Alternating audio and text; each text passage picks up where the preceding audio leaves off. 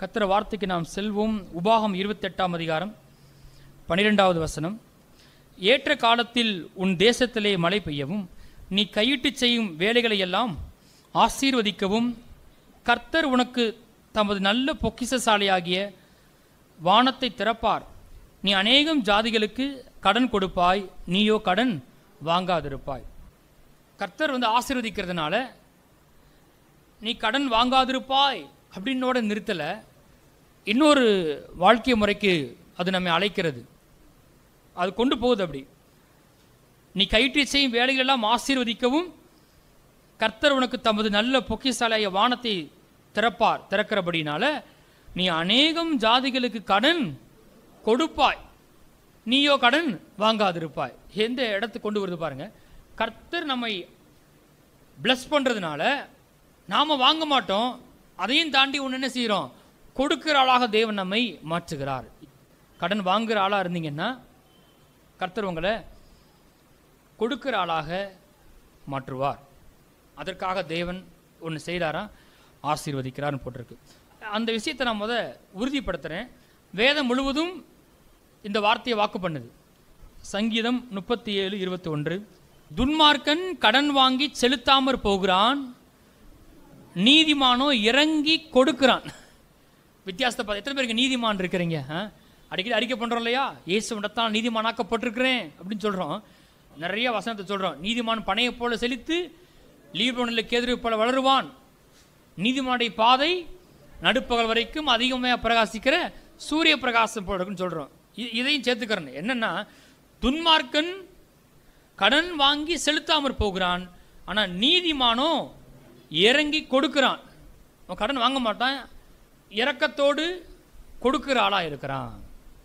இரக்கத்தோடு கொடுக்கிற ஆளாக இருக்கிறான். அங்கே அதே அதிகாரத்தில் 25, நான் இளைஞனாயிருந்தேன், முதிர் வயது உள்ளவனும் ஆனேன், ஆனாலும் நீதிமான் கைவிடப்பட்டதையும் அவன் சந்ததி அப்பத்துக்கு இறந்து திரிகிறதையும் நான் காணவில்லை.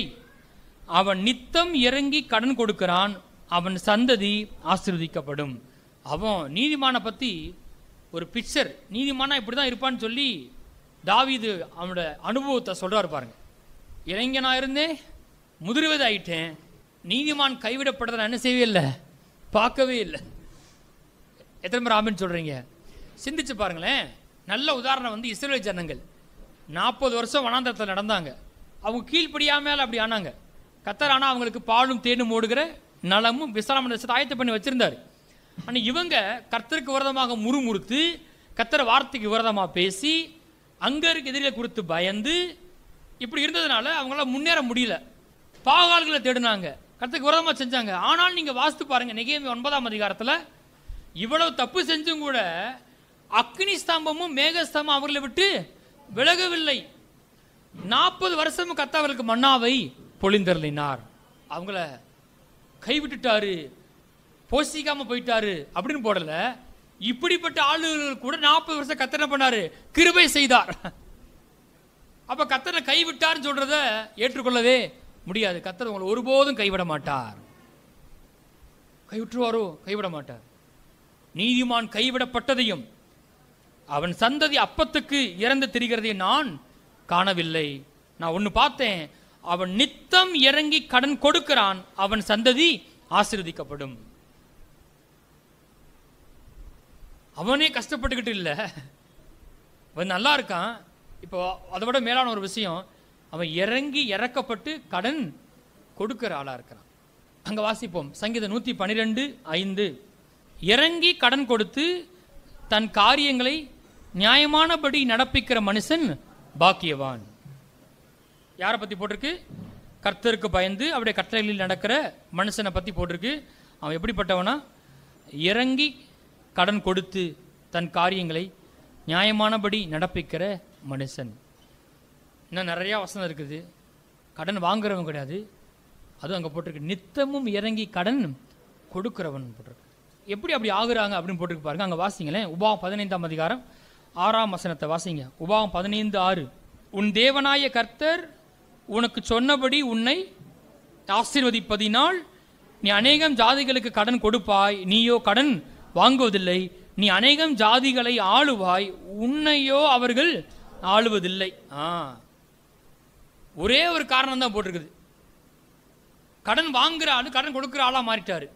எதனாலன்னு கேட்டா ஒரே ஒரு காரணம், உன் தேவனாய கர்த்தர் உனக்கு சொன்னபடியே உன்னை ஆசீர்வதிப்பதினால். எல்லாரும் சொல்லுவோம், அறிக்கை சொல்லுவோம். என் தேவனாய கர்த்தர் எனக்கு சொன்னபடியே என்னை ஆசீர்வதிப்பதினால் நான் அநேகம் ஜாதிகளுக்கு கடன் கொடுப்பேன். நானோ கடன் வாங்குவதில்லை. சொல்லுங்க, நானோ கடன் வாங்குவதில்லை. நான் அநேகம் ஜாதிகளை ஆளுவேன், என்னையோ அவர்கள் ஆளுவதில்லை. நான் அடிமை கிடையாது. அது குறிப்பாக பண விஷயத்தில் அடிமை கிடையாது. ஒரே ஒரு காரணம், கர்த்தர் என்னை ஆசீர்வதிப்பதினால். அப்படி சொல்லிட்டு நீ அநேகம் ஜாதி கடன் கொடுப்பாய், நீயோ கடன் வாங்குவதில்லைன்னு சொல்லிட்டு கீழே போட்டுக்கு பாருங்களேன். 7ஆம் வசனத்தை வாசிங்க. உன் தேவனாய கர்த்தர் உனக்கு கொடுக்கும் தேசத்தின் எந்த வாசலிலும் உன் சகோதரரில் எளியவனான ஒருவன் இருந்தால், எளியவனாகிய உன் சகோதரனுக்கு உன் இருதயத்தை நீ கடினமாக்காமலும் உன் கையை மூடாமலும் அவனுக்கு உன் கையை தாராளமாய் திறந்து அவனுடைய அவசரத்து நிமித்தம் அவனுக்கு தேவையானதை கடன் கொடுப்பாயாக. கடவுள் எப்படி சொல்றாரு பாருங்க. நான் உன்னை பிளஸ் பண்ணுறேன், நீ கடன் வாங்க மாட்ட, நீ கடன் கொடுக்குற ஆளாக இருப்ப. யார் கொடுப்பனா? உன் சகோதரன், சக விசுவாசி. ஒரு அவசரத்து நிமித்தம், ஒரு இக்கட்டான சூழ்நிலை நிமித்தம் அவனுக்கு உன் கையை திறந்து தாராளமாக கொடுப்பாயாக. அது குறிப்பாக போட்டிருக்கு, அவனுடைய அவசரத்து நிமித்தம் அவனுக்கு தேவையானதை கடன் கொடுப்பாயாக. அந்த நேரத்தில் அவங்களால ஒன்றும் செய்ய முடியாது. என்னால் இவ்வளோ கொடுக்க முடியாட்டி கூட இந்த சின்ன உதவி நான் என்ன செய்கிறேன், அப்போ கூட நான் கொடுக்குற ஆளாக இருக்கிறேன். ஆமென். இது மாதிரி நிறைய வசனங்கள் வருது. கர்த்தர் நம்மை ஆசீர்வதிப்பதற்கு முக்கியமான நோக்கம் நாம் கொடுக்கிறவராய் இருக்க வேண்டும். போவோம் அங்கே எபேசியர் 4ஆம் அதிகாரம் 28ஆம் வசனத்தை வாசிப்போம். என் வாழ்க்கையில் ஒரு பெரிய மாற்றத்தை, என்னுடைய கண்ணோட்டத்தில் ஒரு மாற்றத்தை உண்டாக்கின வசனம். அங்கே வாசிப்போம். திருடுகிறவன் இனி திருடாமல் குறைச்சல் உள்ளவனுக்கு கொடுக்கத்தக்கதாக தனக்கு உண்டாயிருக்கும்படி தன் கைகளினால் நலமான வேலை செய்து பிரயாசப்பட கடவன். இந்த வசனத்தை நான் கேட்கும்போது அப்போ ஏஎஃப்டிக்கு போனேன் பாருங்க. ஈவினிங் சர்வீஸில் உட்காந்துருந்தேன். ரொம்ப சோர்ந்து போய் கேம்பஸில் செலக்ட் ஆகிட்டேன். அந்த கம்பெனி எனக்கு கால் ஃபார் பண்ணவே இல்லை. அடிச்சாண்டா அப்பாயின்மெண்ட் ஆர்டர் அப்படின்னு வாங்கியும் கூப்பிட மாட்டேன்ட்டாங்க. சோகத்தில் இருந்துட்டு ஒரு சென்னைக்கு வேலைக்கு தேடி போனால் அங்கே கால் சென்டரில் வேலை கிடச்சிச்சு. அந்த வேலையை நீங்கள் பார்த்தீங்கன்னா எல்லோரும் தூங்க போது நாங்கள் எந்திரிச்சு குளிக்க போகணும். 12 மணிக்கு தான் எந்திரிச்சு குளிச்சுட்டு அப்படி ஷிஃப்ட்டில் மாற்றி இருக்கும் பாருங்கள். எனக்கு வெறுத்துருச்சு, வாழ்க்கையே வெறுத்து போச்சு. ஐயோ, இப்படி ஒரு இந்த வேலையை பார்க்கணுமா அப்படின்னு, இவ்வளோ கஷ்டப்படணுமா, நான் எதுக்கு இவ்வளோ கஷ்டப்படணும், எனக்கு இந்த வேலையே வேணாம் அப்படின்னு தூக்கி எறியலான்னு நினைக்கிற நேரம் பாருங்கள். அப்போ தான் இந்த வசனத்தை பாஸ்டர் சாம் அவர்கள் பிரசங்கம் பண்ணாங்க பாருங்கள். என்னால் மறக்கவே முடியாது. அது என்னுடைய கண்ணோட்டத்தை மாற்றினது. ரொம்ப முக்கியம். எண்ணத்தை மாற்றுச்சுன்னு ரொம்ப முக்கியம். அங்கே போட்டிருக்கு, திருடுகிறவன் இனி திருடாமல். நீங்கள் என்ன சொல்லுவீங்க? எப்பா திருடுற, இனிமேல் என்ன செய்யாத, திருடாத, நான் ஒரு 100 ரூபா உனக்கு தர்றேன், நீ என்ன செய்யாத ஒரு வேலையை பாரு அப்படின்னு நம்ம சொல்லுவோம். அன்றைக்கி என்ன போட்டிருக்கு அப்படின்னா, திருடுகிறவன் இனி திருடாமல் குறைச்சல் உள்ளவனுக்கு கொடுக்கத்தக்கதாக தனக்கு உண்டாயிருக்கும்படி. திருடனை பார்த்து சொல்லுது, நீ இனிமேல் திருடக்கூடாது. அது மாத்திரம் இல்லை, உங்ககிட்ட நிறையா பணம் இருக்கணும். எதுக்கான்னு கேட்டால் நீ குறைச்சல் உள்ளவனுக்கு கொடுக்கத்தக்கதாக. ஒரு திருடனை பார்த்து எதிர்பார்ப்பை பார்த்தீங்கன்னா கர்த்தர் சொல்வார், நீ திருடக்கூடாது, இனிமேல் நீயே எப்படிப்பட்ட ஆளாக மாறணும், கொடுக்கிற ஆளாக மாறணும். குறைச்சல் உள்ளவனுக்கு கொடுக்கத்தக்கதாக தனக்கு உண்டாயிருக்கும்படிக்கு. எப்படி உண்டாக போகுது? கர்த்தர் வானத்தை திறப்பாரு சிஸ்டர், பிரதர், இல்லை, தனக்கு உண்டாயிருக்கும்படிக்கு. வாசிங்கள், தன் கைகளினால் நலமான வேலை செய்து பிரயாசப்பட கடவன். உன் கையை வச்சு என்ன செய்ய? ஒரு வேலையை செய்ய, ஒரு நலமான வேலையை செய்ய. கர்த்தர் கண்டிப்பாக ஒன்று செய்வார். நீ கையிட்டு செய்யும் வேலைகளை எல்லாம் ஆசீர்வதிக்கவும் கர்த்தர் தமது நல்ல பொக்கிஷலை வானத்தை உனக்கு திறக்கிறபடினால் நீ அநேகம் ஜாதியில் கடன் கொடுப்பாய், நீயோ கடன் வாங்காதிருப்பாய். உனக்கு நிறைய உனக்கு வந்துடும். அங்கதான் கர்த்தர் பிளஸிங்கை வைக்கிறார். யாருக்குன்னு கேட்டா, கொடுக்கறதுக்காகவே நான் வேலை பார்க்குறேன். அப்புறம் தான் எனக்கு புத்தி வந்துச்சு பாருங்க. ஓ ஆமாம், நம்ம தாய் தகப்பன் நம்மளை படிக்க வச்சாங்க, கஷ்டப்பட்டு படிக்க வச்சாங்க. நாம் என்ன செய்யணும்? இன்னைக்கு வேலைக்கு போகிறோம், நாம் சம்பாரிச்சு என்ன செய்யணும்? அவங்கள காப்பாற்றணும், அவங்களுக்கு கொடுக்கணும், அந்த கடனை அடைக்கணும், ஒரு கொடுக்குற ஆளாக இருக்கணும், என் குடும்பத்துக்கு ஒரு ஆசீர்வாதமாக இருக்கணும் அப்படின்ற ஒரு எண்ணம் வந்துச்சு பாருங்க. அந்த எண்ணம் உள்ள மனிதனை ஆசீர்வாதம் அவன் மீது பழிக்கிறது. கொடுக்கணும், அதுக்கான வேலை பார்க்கணும். குறைச்சுள்ளவனுக்கு கொடுக்கத்தக்கதாக அப்படின்னு சொன்னவனே அது யார் அட்ராக்ட் பண்ணுதுன்னு கேட்டிங்கன்னா, தேவன் அட்ராக்ட் பண்ணுது.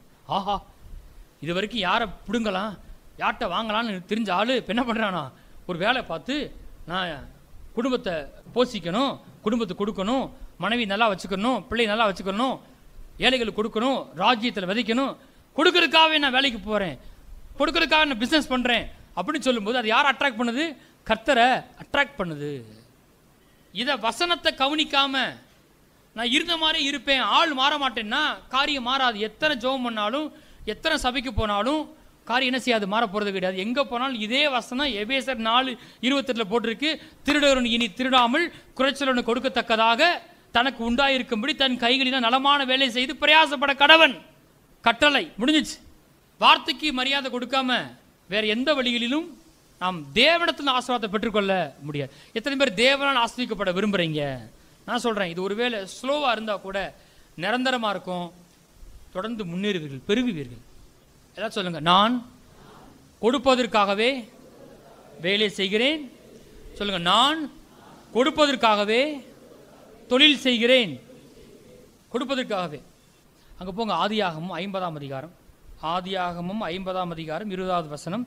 நீங்கள் எனக்கு தீமை செய்ய நினைத்தீர்கள், தேவனோ இப்பொழுது நடந்து வருகிறபடியே வெகு ஜனங்களை உயிரோடு காக்கும்படிக்கு அதை நன்மையாக முடிய பண்ணினார். வாசிப்போம் 21. ஆதலால் பயப்படாதிருங்கள், நான் உங்களையும் உங்கள் குழந்தைகளையும் பராமரிப்பேன் என்று அவர்களுக்கு ஆறுதல் சொல்லி அவர்களோடு பச்சமாய் பேசினார். யார் இவன்? சகோதரரால் புறக்கணிக்கப்பட்டவன், அவன் மேலே பொறாமை கொண்டு அவனை தூக்கி குழியில் போட்டாங்க. அப்படிப்பட்ட ஆள் கூட கர்த்தர் கூட இருந்து அவனை குழியிலேருந்து தூக்கி போத்திபார் வீட்டில் அடிமையாக வேலை பார்த்தான். அங்கே செய்கிறதெல்லாம் ஆசீர்வச்சாரு, வீட்டு விசாரணை கத்தனை ஆக்குனாரு, ஜெயிலில் போட்டாங்க, அங்கேயும் கர்த்தர் கூட இருந்தார், தயவு காண்பிச்சாரு, கிருபை கிடைக்க வச்சாரு, பார்வன் சமூகத்தில் ஞானத்தை கொடுத்தாரு, உயர்த்து அதிபதி ஆக்கிட்டாரு. அடிமையாக இருந்தவனை அதிபதி ஆக்கினார். எதுக்கு ஆக்கினாரு அப்படின்னு கேட்டால், என்னைக்கோ பஞ்சம் வரப்போகுது, இவன் என்ன செய்யணுமா, அவர்களை உயிரோடு காக்கும்படிக்கு இவன் மூலமாக ஒரு ஞானத்தை கொடுத்து அந்த தேசத்தை காக்கும்படிக்கு, இஸ்ரவேல் ஜனங்களை யாக்கோபின் சந்ததியாரை காக்கும்படிக்கு இவனை கர்த்தர் எழுப்பினார். அப்போ இவன் ஒரு கொடுக்கிற ஆளாக இருக்கணும். கடவுளுடைய வேதனை இல்லாத, வேர்வை இல்லாத ஐஸ்வர்யம் யார் மேலே பழிக்குதுன்னு கேட்டிங்கன்னா, கொடுக்கணும்னு நினைக்கிறாங்க. பார்த்தீங்களா, இங்கே யோசிப்பு அடிமையாக இருந்தவன் அவனை கொடுக்குற ஆளாக கர்த்தர் மாற்றினார். அவன் எண்ணங்களும் பார்த்தீங்கன்னா எப்படி பழி வாங்கன்னு நினைக்கல. நீங்கள் எனக்கு தீமை செய்ய நினைத்தீர்கள், தேவனோ இப்பொழுது நடந்து வருகிறபடியே வெகு ஜனங்களை உயிரோடே காக்கும்படிக்கு. சொல்லுங்கள், வெகு ஜனங்களை உயிரோடே காக்கும்படிக்கு. எத்தனை பேர் உண்மையாக தசமாக விதைக்கிறீங்க? காணிக்க விதைக்கிறீங்களா? ஆலயம் கட்ட விதைக்கிறீங்களா? கர்த்தர் கொடுக்குறீங்களா? பாருங்கள், அது நான் சொல்கிறேன், வெகு ஜனங்களை அக்கினியிலும் தப்பிக்க வைக்கிறது, உயிரோடு காக்க வைக்கிறது. யோசேப்பை நல்லா ஆக்குனதுக்கு ஒரு காரணம் என்னன்னா, வெகு ஜனங்களை உயிரோடு காக்கும்படிக்கு. அவன் சொல்கிறான் இப்போ குடும்பத்தை பார்த்து, ஆதலால் பயப்படாதிருங்கள், நான் உங்களையும் உங்கள் குழந்தைகளையும் பராமரிப்பேன் என்று அவர்களுக்கு ஆதல் சொல்லி அவர்களோடே பச்சமாய் பேசினான். அப்போ தீர்மானம் எடுக்கணும். குறிப்பாக ஆண்கள், தகப்பன்மார்கள், இந்த எண்ணம் நமக்குள்ளே எப்போது இருக்கணும். நான் ஏன் வேலை செய்கிறேன், நான் ஏன் தொழில் செய்கிறேன், நான் கொடுக்குற ஆளாக இருக்கணும். முதலாவது என் குடும்பத்தை போஷிக்கிற ஆளாக நான் இருக்கணும். பாருங்கள், தேவன் அப்படி தானே, தேவன் கொடுத்தார் இல்லையா? தேவன் தம்முடைய ஒரே பேரான குமாரனை விசுவாசிக்கிறவன் எவனோ அவன் கெட்டு போகாமல் நித்திய ஜீவன் அடையும்படிக்கு அவரை தந்தரில் இவ்வளவா இவ்வளவு அன்பு கூர்ந்தார். தேவன் அப்பா, அப்பாவுடைய ஒரு மிகச்சிறந்த குணம் கொடுக்கிறது. அப்பா என்ன செய்வார்? கொடுப்பார். ஆகாயத்து பட்சிகளை கவனித்து பாருங்கள், அவைகள் விதைக்கிறதும் இல்லை, அறுக்கிறதும் இல்லை, களஞ்சியங்களை சேர்த்து வைக்கிறதும் இல்லை, அவைகளையும் உங்கள் பரமபிதா பிழைப்பூட்டுகிறாரே. பொல்லாதவர்களாகி நீங்கள் உங்கள் பிள்ளைகளுக்கு நல்ல ஈவுகளை கொடுக்க அறிந்திருக்கும் போது பரமபிதா தம்மிடத்தில் வேண்டிக் கொள்வதற்கு நன்மையானவர்களை கொடுப்பது அதிக நிச்சயம். அப்பானாலே கொடுக்கிறவர். எத்தனை பேர் ஆமென் சொல்றீங்க? ஒரு மெய்ப்பெண் எடுத்துக்கொள்ளுங்க. கர்த்தர் கொடுத்த வர்ணனை, கர்த்தர் என் மெய்ப்பராய் இருக்கிறார். நான் முதல் வார்த்தை அதுதான். மெய்ப்பெண் தன் ஆடுகளுக்கு 3 காரியத்தை செய்கிறான். முதல் வேலை புல்லை கண்டுபிடிச்சு அதை எடுத்துட்டு வந்து அல்லது புல்லு இடங்களை கொண்டு போய் மெய்ப்பான், ஆடை ஃபீட் பண்ணுவான், பாதுகாப்பான். 3வது அந்த ஆடுகளை லீட் பண்ணுவான். இதான் பாருங்க இந்த மெய்ப்பனோட வேலை. அது மாதிரி தான் ஒரு தகப்பன். நம்முடைய வேலை முதல்ல குடும்பத்துக்கு ஃபீட் பண்ணுற ஆளாக இருக்கணும், அவங்கள பாதுகாக்கிறவங்களாக இருக்கணும், அவங்கள லீட் பண்ணுற ஆளாக இருக்கணும். அந்த தன்மை நமக்கு வேணும். அப்போ முதல்ல கொடுக்கணும்னு நினச்சிட்டாலே கர்த்தர் பிளஸ் பண்ணுவார். ஆமென். அதை அவர் அட்ராக்ட் பண்ணுது. ஆஹா, இவன் நம்மளை மாதிரியே இருக்கிறான்ல, ஆள் மாறிட்டான், எண்ணத்தை பிடுங்கலாம் அப்படின்னு இல்லை, சுயநலமா இல்லை, பிரயாசப்பட கடவன், நலமான வேலை செய்து பிரயாசப்பட கடவன். ஆக படிக்கிற பிள்ளைகள், வாலிபர், நீங்கள் பாருங்க, இதெல்லாம் உள்ள மனதில் பதிக்கணும். எங்கள் அப்பா எனக்கு என்ன பண்ணார், எங்கள் வீட்டில் எனக்கு என்ன பண்ணாங்க அப்படி கேட்கக்கூடாது. உங்களுக்கு இப்போ ஒரு எண்ணம் வரணும். அவங்க என்ன கொடுத்தாங்களோ கொடுக்கலையோ, உங்களுக்கு செய்ய வேண்டியதை அவங்க நிலைமையிலே செஞ்சுருக்கலாம். நீங்கள் அதில் போய் நிற்கக்கூடாது. நீங்கள் ஒரு தீர்மானம் எடுக்கணும். நான் கொடுக்க போகிறேன். ஆமென். கர்த்தரை ஆசீர்வதிப்பார். யாருக்காக நீங்கள் உங்கள் கண்ணத்தை மாற்றிடக்கூடாது. நீங்கள் சரியாக என்ன செஞ்சிடணும், கற்றுக்கொள்ளணும். நான் நல்லா படித்து நல்ல வேலையை பிடிச்சி நான் கொடுக்குற ஆளாக இருப்பேன். 2 கொரிந்தியர் 9:8 மேலும் நீங்கள் எப்பொழுதும் சம்பூர்ணமுடையவர்களாயும் சகலவித நற்கிரிகளிலும் பெருகிறவர்களாய் இருக்கும்படியாக தேவன் உங்களிடத்தில் சகலவித கிருபையையும் பெருகச் செய்ய வல்லவராய் இருக்கிறார். ஆமென். கர்த்தர் யாரை பிளஸ் பண்ணுறாரு அப்படின்னா, கொடுக்குறன்னு நினைக்கிறவனை கர்த்தர் யாருக்கு கிருபை கொடுக்குறாரு அப்படின்னு கேட்டால் அது இங்கே போட்டிருக்குது. 2 காரணம் போட்டிருக்கு. ஒன்று, நீங்கள் முதல்ல எப்பொழுதும் எல்லாவற்றிலும் சம்பூர்ணமுடையவர்களாக இருக்கும்படியாக, அப்புறம் போட்டிருக்கு சகலவித நற்கிரிகளிலும் பெருகிறவர்களாக இருக்கும்படியாக தேவன் சகலவித கிருபை உங்களில் பெருகச் செய்ய வல்லவராய் இருக்கிறார். பாருங்க, வேதம் சொல்லுது, கர்த்தரின் ஆசீர்வாதமே ஐஸ்வர்யத்தை தரும், அவர் அதனுடைய வேதனையை கூட்டார், வேர்வையை கூட்டார். ஆதாம் பாவம் செய்வதற்கு முன்பாக அவன் வேலை இருந்துச்சு, ஆனால் கஷ்டப்பட்டு என்ன செய்யலை, வேலை செய்யலை. ஒரு வேர்வை துளி கூட விழலை, ஒரு முள்ளு கூட கிடையாது. ஏதேனில் பொன் விளைஞ்சதுன்னு பார்க்குறோம். நான் சொல்கிறேன், இன்றைக்கும் அப்படி பொன் விளையும் இயேசு நாமத்தினால. சில பேர் வேலை வேலை வேலை வேலைன்னு அதுதான் கடவுள் மாதிரி ஓடுவாங்க. ஆனால் கர்த்தரின் ஆசீர்வாதமே உனக்கு ஐஸ்வர்யத்தை தரும், அவர் அதனுடைய வேர்வையை கூட்டார், வேதனையை கூட்டார். எந்த வேர்வை, எந்த வேதனை தெரியுமா? ஆதாம் பாவம் செஞ்ச பிறகு சொன்னார் இல்லையா, நீ வருத்தத்தோடு அதன் பலனை புசிப்பாய். நான் சொல்கிறேன், வருத்தம் இருக்காது, வருத்தம் இல்லாமல் பலனை புசிப்பாய், உனக்கு பாக்கியம் நன்மை உண்டாயிருக்கும். அப்படி கர்த்தருடைய ஆசீர்வாதமும் கடவுளுடைய கிருபையும் உங்களை ஆளுகை செய்யும். நிறைய கிருபை இருக்குது. நான் இப்போ பிரசங்கம் பண்ணிட்டு இருக்கிறேன், அது ஒரு கிருபை. மற்றவங்களுக்கு உதவி செய்கிறது ஒரு கிருபை, ஊழியம் செய்கிறது ஒரு கிருபை. நிறைய கிருபைகள் இருக்கு. அது மாதிரி பணம் சம்பாதிக்க தேவன் என்ன பண்ணுறாராம், கிருபை அளிக்கிறாருன்னு போட்டிருக்கு. நான் கொடுக்குற ஆளாக மாறுறதுக்கு தேவன் சகலவித கிருபை என்னில் பெருக செய்ய வல்லவராக இருக்கார். என்னுடைய இருதயத்தில் தேவனுடைய கிருபை ஆளுகை செய்கிறது, என் இருதயத்தை மாற்றுது. அதில் ஒரு தாக்கத்தை உண்டு பண்ணி ஒரு வேலையை செஞ்சால் எப்படி கிரியேட்டிவாக செய்கிறது, எப்படி வெற்றிகரமாக செய்கிறது, எப்படி ஞானமாக செய்கிறது அப்படின்னு ஒரு தாக்கத்தை தேவ கிருபை எனக்குள்ள உண்டாக்குகிறது. அதனால் நான் வெளியே வேலை செய்யும் போது அது பெரிய கஷ்டம் இல்லை, கிருபை வேலை செய்யும் உங்களுக்கு. ஆமென். நீங்கள் எல்லாவற்றிலும் எப்பொழுதும் சம்பூர்ணமுடையவராக இருக்கவும் சகலவித நற்கிரிகளிலும் பெருகணும். நற்கிரியை பண்ணணும், கிரியை பண்ணணும், நல்ல கிரியை பண்ணணும். நிறைய கிரிகள் இருக்குது. அதை நான் முதல்ல ஒன்று நீங்கள் உங்கள் குடும்பத்தை என்ன செய்யணும், போஷிக்கணும். அதுக்காக சகலவித கிருபையும், அப்படி ஆளாக மாறதுக்கு என்னென்ன உனக்கு வேணும், அவளுக்கு கிருபையை நான் பெருக செய்கிறேன். ஆமென். அதில் 2:9 6ஆம் வசனத்தை வாசிங்க. பின்னும் நான் சொல்லுகிறது என்னவெனில், சிறுக விதைக்கிறவன் சிறுக அறுப்பான், பெருக விதைக்கிறவன் பெருக அறுப்பான். வாசிப்போம். அவன் விசனமாயும் அல்ல கட்டாயமாயும் அல்ல, தன் மனதில் நியமித்தபடியே கொடுக்க கடவன். சரி வாசிங்க. உற்சாகமாய் கொடுக்கிற இடத்தில் தேவன் பிரியமாய் இருக்கிறார். கொடுக்கறன்னு ஆசைப்படுற மேல கர்த்தர் பிரியமாய் இருக்கிறார். இவ்வளவு நேரம் என்ன பேசினேன்? வேலை செய்யணும். திருடன் கூட என்ன செய்யணுமா?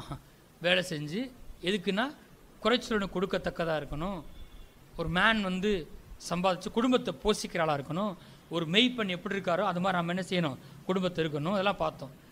ரொம்ப குறிப்பாக எது மேலே தேவன் தம்முடைய சகலவித கிருபையும் பெருக செய்கிறாரு அப்படிங்கன்னா யாரை பிளஸ் பண்ணுறாருன்னு கேட்டிங்கன்னா, அவர் ராஜ்யத்தை கட்டும்படி யார் கொடுக்குறாங்களோ அவங்க மீது தேவன் பிரியம் இருக்கிறது. இது உண்மை, இது சத்தியம். கிங்டம் ப்ராஸ்பரிட்டி யாருக்கு பலிக்குதுன்னு கேட்டிங்கன்னா, எந்த ஒரு மனுஷன் கிங்டம்காக இருக்கிறானோ, கிங்டம்காக நான் கொடுக்குன்னு நினைக்கிறானோ, கர்த்தர் ஆசீர்வாதம் வாழ்க்கையில் பலிதமாகிறது. நாம் பேசுகிற அந்த வேர்வையில்லாத வேதனையில்லாத ஆசீர்வாதம், நாம் சொல்கிற அந்த சகலவித கிருபையும் பெருக செய்ய வல்லவா இருக்கான்னு சொல்கிறோமே, அது அந்த ஆச்சரியமான அனுகூலம், அந்த ஒத்தாசை. நான் தான் அன்றைக்கி சொன்னேன், ஒரு மாதம் சம்பாதிக்கிறத ஒவ்வொரு நாள் வருமானமாக மாற்ற கர்த்தரால் கூடும். இன்றைக்கி நீங்கள் ஒரு மாதம் சம்பாதிக்கிறத கர்த்தர் கிருபை வரும் பொழுது உங்களுடைய ஒரு நாள் சம்பளமாக மாற முடியும்.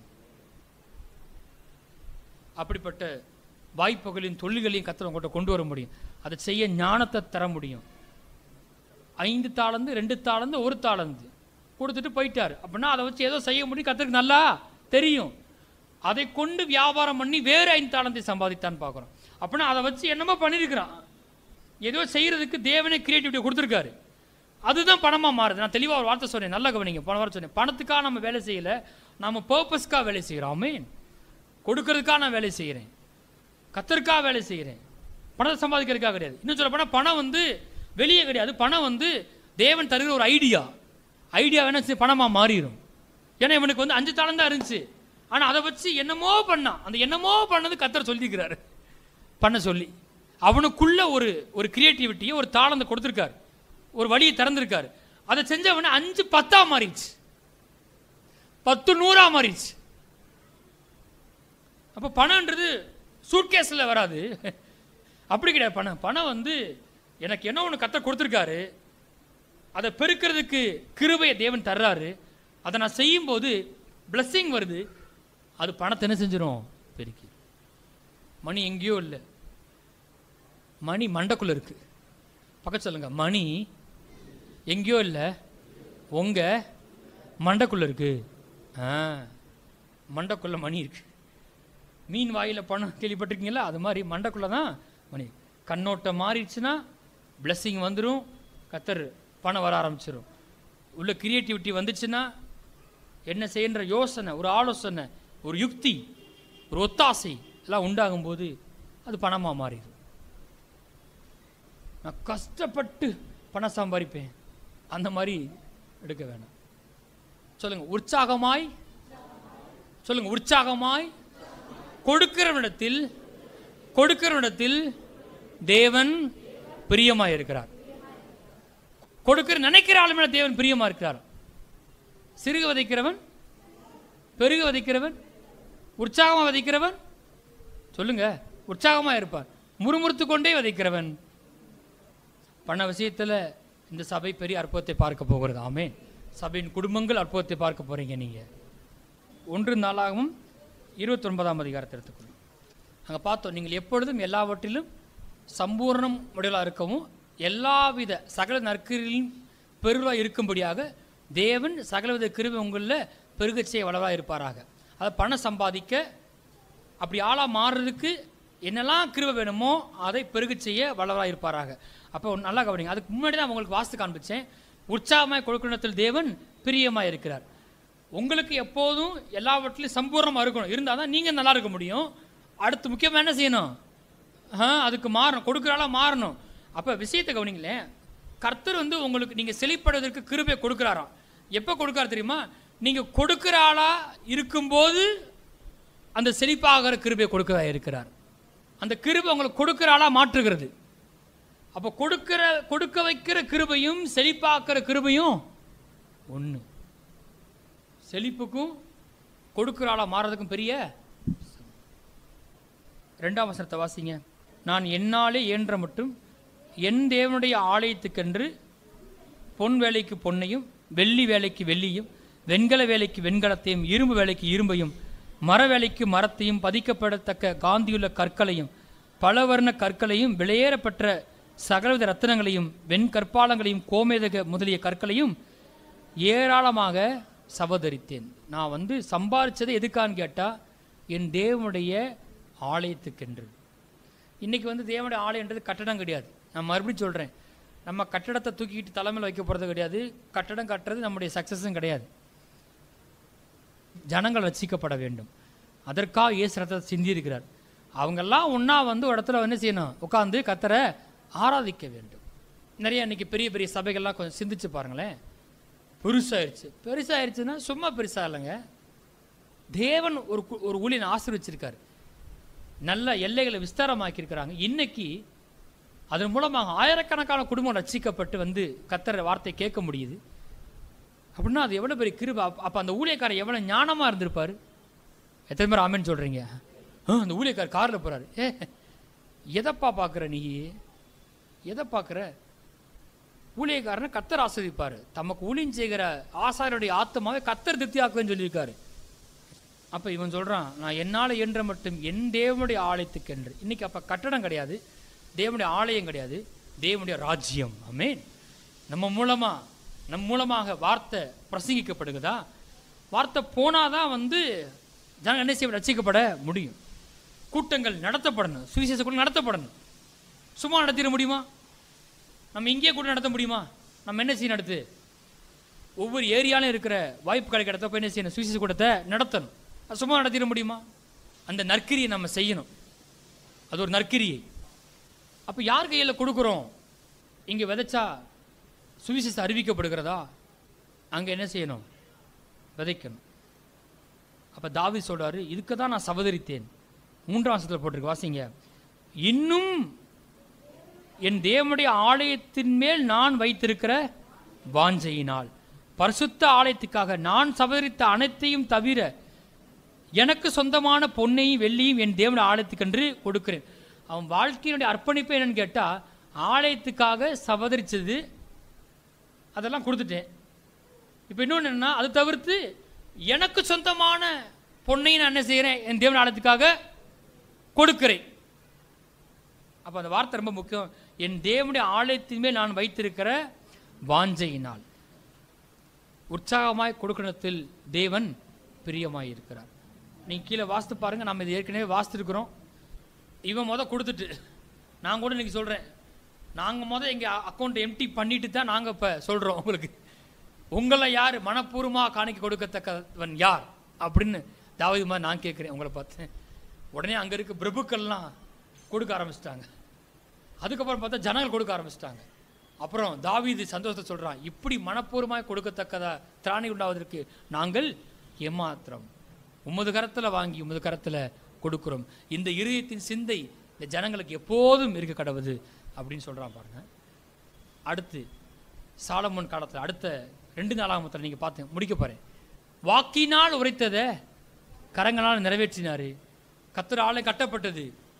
ஜனங்கள் ஏராளமாக கூடி பலி செலுத்தினாங்க. கர்த்தரை ஒன்றா சேர்ந்து துதித்தார்கள். அந்த ஆலயத்தை கர்த்தரை மகிமை மூடிட்டுன்னு பார்க்குறோம். அந்த காலகட்டங்களில் வெள்ளி ஒரு பொருட்டாக எண்ணப்படவில்லையா. தாவீது வாழ்க்கையில் சம்பாதிச்சு விதைச்சாரு. அங்கே சாலமோனுக்கு நீ கேட்கவே இல்லை, நான் உனக்கு கொடுக்குறேன் கர்த்தர். ஹல்லேலூயா. தாவீது வாழ்க்கையை அர்ப்பணித்து கொடுத்தாரு. அவன் மகன் சாலமோன் வரும்போது கர்த்தர் சொல்றாரு, நீ ஞானத்தை கேட்ட, இப்போ நான் உனக்கு பண்ணுறேன், நீ கேளாத ஐஸ்வர்யத்தையும் கொடுக்குறேன். ஆகவே எந்த விதமாக தேவன் விரும்புகிறாரோ வார்த்தை சொல்கிறது அந்த மாதிரி நம்ம என்ன செய்யணும்? மாறி நம்முடைய மனதை அலைன் பண்ணோம் அப்படின்னா நம் மூலமாக இந்த பூமியில் தேவ திட்டம் நிறைவேறும். இன்னைக்கு எந்திரிக்கிறதுக்கு முன்னாடி நிதானிச்சுட்டு போங்க. நான் உண்மையிலேயே வேலை பார்க்குறேன், என் குடும்பத்தை போஷிக்கிறதுக்காக நான் வேலை பார்க்குறேன்னா, தொழிலை நான் செய்கிறேன், இதை ராஜ்யத்தின் தொழிலாக நான் நினைக்கிறேன்னா, ராஜ்யத்தை கொடுக்க விரும்புகிறேன்னா, நீங்கள் எங்கே இருக்கிறீங்க? உற்சாகமாய் கொடுக்கிற இடத்தில் தேவன் பிரியமாக இருக்கிறார். எழுந்திருப்போம், எல்லா கண்களையும் மூடுவோம். இனி உங்கள் வாழ்க்கையில் கர்த்தருடைய ஆசீர்வாதமும் கிருபையும் வெளிப்படணும்னு நீங்கள் நினச்சிங்கன்னா நீங்கள் ஒரு தீர்மானம் எடுத்துகிட்டு போங்க. இன்றைக்கி நான் என் மனதில் ஒரு மாற்றத்தை உண்டாக்குறேன். நான் நலமான வேலை செஞ்சு நான் கடன் வாங்காமல், இன்றைக்கி ஒருவேளை அப்படி நிலைமை இருக்கலாம், இருந்தாலும் நான் ஒரு வேலையை பிடிக்க போகிறேன். ஒரு நலமான வேலையை நான் பார்க்க போகிறேன். தேவைகளுக்காக கடன் வாங்க மாட்டேன். அது மாத்திரமில்லை, என் குடும்பத்துக்கு நான் கொடுப்பேன். கொடுக்கத்தக்கதாக என் குடும்பத்தை நான் நல்லா போஷிக்க போகிறேன். என் மனைவியை நல்லா பார்த்துக்கொள்ள போகிறேன். என் பிள்ளைகளுக்கு நல்லா நான் போஷிக்க போகிறேன். என்னால் முடிந்த அளவுக்கு நான் அதை நான் செய்ய போகிறேன் அப்படின்னு ஒரு தீர்மானம். அதுக்கு அடுத்தபடியாக நான் ராஜ்யத்துக்கு கொடுக்க போகிறேன். ஏழை எளியவனுக்கு நான் கொடுப்பேன். தேவனை போல கொடுக்கிற ஒரு ஆழ்த்துவம் எனக்குள்ள உண்டாகட்டும். கொடுக்கறதுக்காகவே நான் வேலை செய்ய போகிறேன். ராஜ்யத்தை கொடுக்கறதுக்காகவே நான் தொழில் செய்ய போகிறேன் அப்படின்னு நீங்கள் தீர்மானம் எடுப்பீர் என்றால் தேவனுடைய பிரியம் உங்கள் மேலே விழுகிறது. கர்த்தர் உங்களை ஆசீர்வதிப்பாராக. அன்பின் பிதாவை துதிக்கிறோம். தேவரீர் எங்களிடத்தில் வார்த்தை அனுப்பியிருக்கிறீர். அந்த வார்த்தை எங்களை அப்படியாக மாற்றுறதுக்காக துதிக்கிறோம் கர்த்தாவே. அற்புதமான கிரியைகளை ஆவியானவர் தாமே குடும்பங்களை செய்கிறதுக்காக நமக்கு நன்றி. தேவரீர் நலமான வேலையை வாய்க்க பண்ணுகிறதுக்காக நமக்கு நன்றி. தொழில் அற்புதம் நடக்கட்டும் ஆண்டவரே. தடைகள்லாம் நீங்கி போகட்டும் இயேசுவின் நாமத்தினால. என் தேவன் தம்முடைய மகிமை ஐசத்தின்படி குறைகளை எல்லாம் கிறிஸ்து இயேசுக்கு நிறைவாக்குறபடியால் நமக்கு நன்றி. அப்படி செய்கிறீர். தேவைகள்லாம் சந்திக்கப்பட்டும். இயேசு கிறிஸ்துவின் நாமத்தில் ஜெபிக்கிறோம் நல்ல பிதாவே. ஆமென்.